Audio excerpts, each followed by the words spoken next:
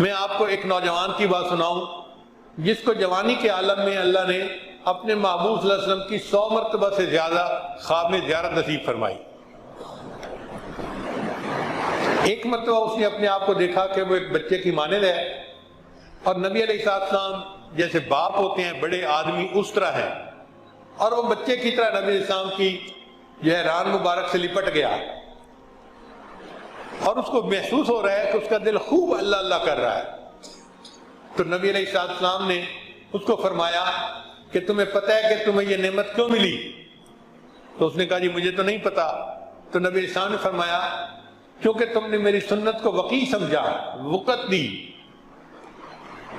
مقام دیا، اس سنت کو وقیع سمجھنے کی وجہ سے اللہ نے تمہیں یہ نسبت کی دولت عطا فرمائی ہے۔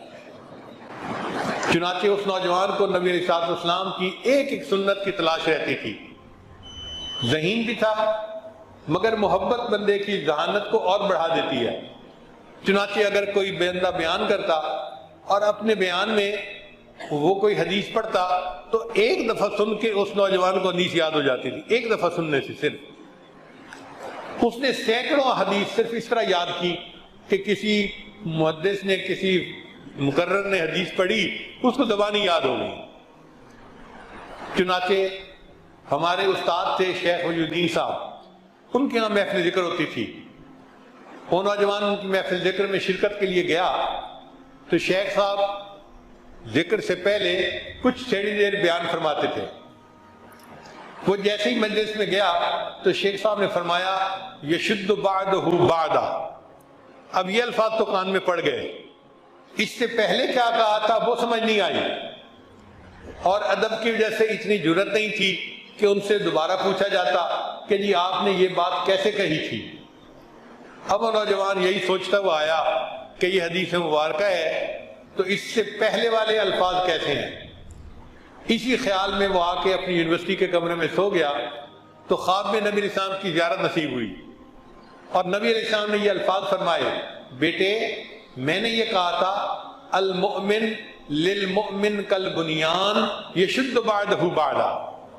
یہ 3 الفاظ اس نوجوان نے خواب میں نبی علیہ السلام کی زبان فیض ترجمان سے سن کر یاد کیے، بعد میں پھر اس کو کتاب میں پڑھا۔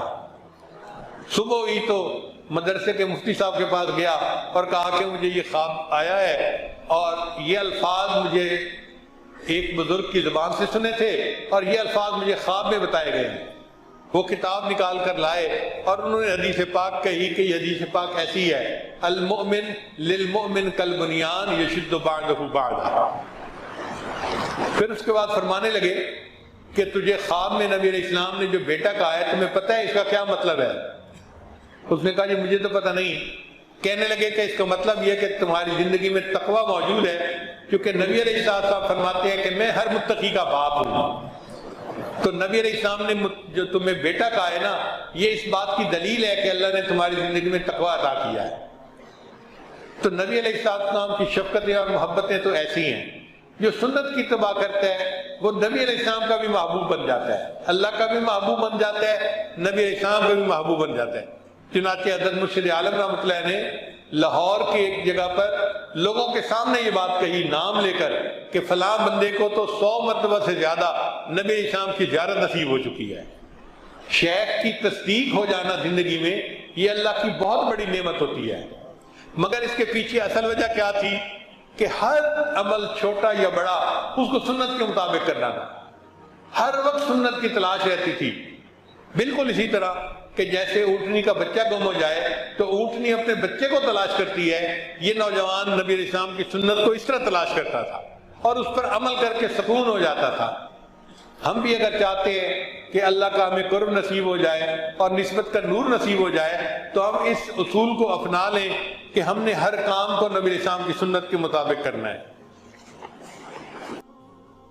ویڈیو کے نیچے سبسکرائب کے بٹن پہ کلک کریں، بیل کے آئیکن پہ کلک کیجئے تاکہ ہر نئی ویڈیو کی نوٹیفیکیشن